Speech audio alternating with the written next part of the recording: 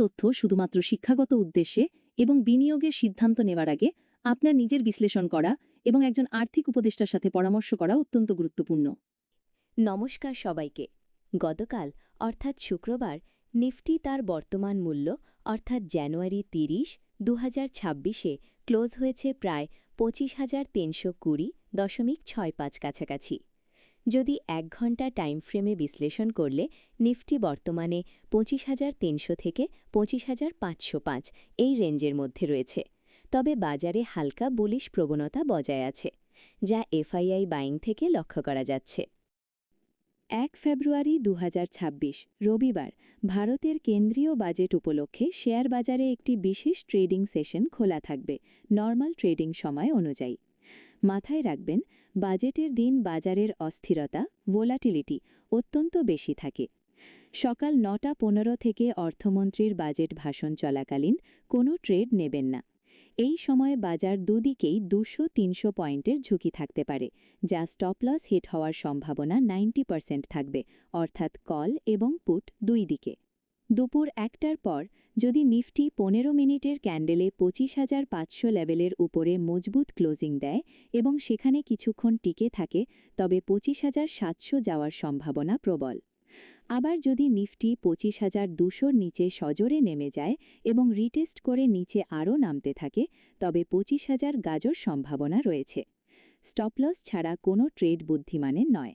মনে রাখবেন, 1 ফেব্রুয়ারি রবিবার কেনা শেয়ার সোমবারের আগে বিক্রি করা যাবে না ক্যাশ মার্কেটে। বর্তমানে অপশন চেইন ডেটা অনুসারে 1 ঘন্টা টাইম ফ্রেমে 25,255 লেভেলটি অত্যন্ত শক্তিশালী সাপোর্ট জোন হিসেবে কাজ করছে, অর্থাৎ 25,255 হল একটি মেক অর ব্রেক লেভেল।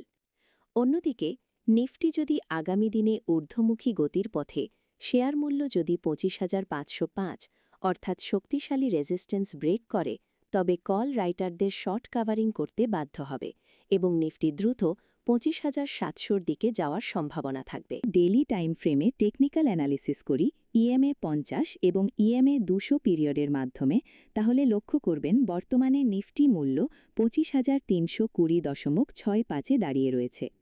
লক্ষ্য রাখার বিষয় হল, নিফটি বর্তমানে ইএমএ 200 প্রায় 25,108-র উপরে বিরাজমান করছে, অর্থাৎ স্ট্রং সাপোর্টের উপরে রয়েছে।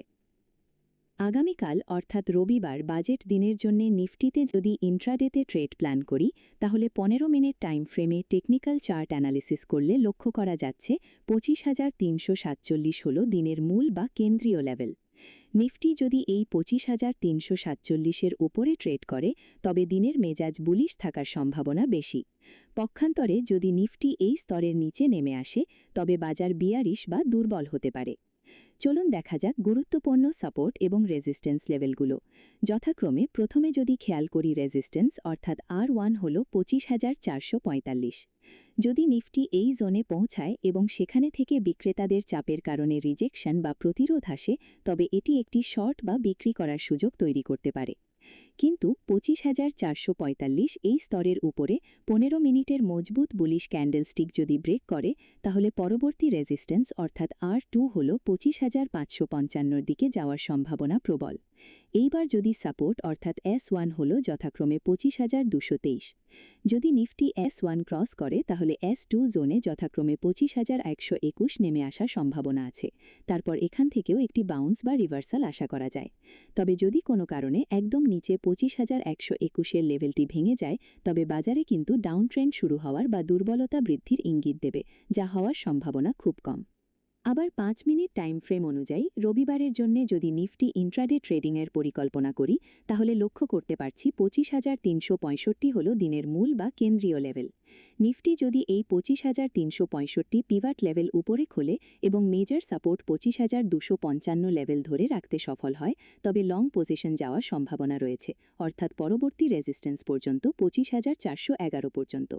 আবার নিফটি যদি 25,514 মেজর রেজিস্ট্যান্স লেভেলে পৌঁছানোর পর রিজেকশন দেখায় অথবা পিভাট লেভেল 25,365-র নিচে ব্রেক করে, তবে শর্ট পজিশন নেওয়া যেতে পারে পিভাট লেভেল উপরে স্টপ লস নিয়ে। নিফটি যদি 25,514 অর্থাৎ মেজর রেজিস্ট্যান্স ব্রেক করে তাহলে নিফটিতে একটি বুলিশ মোমেন্টাম বজায় থাকার প্রবণতা আছে। সোমবার ইন্ট্রাডে ট্রেডারদের নিফটি ব্রেকআউটের জন্য 25,514 এবং ব্রেকডাউনের জন্য 25,253 লেভেলের উপর বিশেষ নজর রাখা উচিত।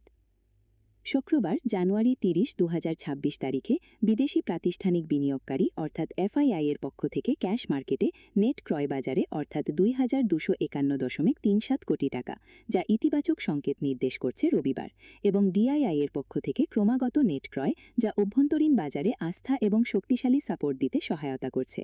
কিন্তু শুক্রবার ডিআইআই সামান্য অর্থাৎ 601.03 কোটি টাকা নেট বিক্রয় করেছে ক্যাশ মার্কেটে। যেহেতু বড় প্লেয়াররা এফআইআই কেনাকাটা করে পজিশন ক্যারি করেছে, তাই রবিবার নিফটি একটি পজিটিভ বা গ্যাপ আপ ওপেনিং দিতে পারে। এফআইআই কেনা মানেই যে বাজার শুধু উপরে যাবে তা নয়। বাজেটের যে কোনো নেতিবাচক খবরে, যেমন ক্যাপিটাল গেইন ট্যাক্স বৃদ্ধি, তারা আবারও সজোরে বিক্রি শুরু করতে পারে।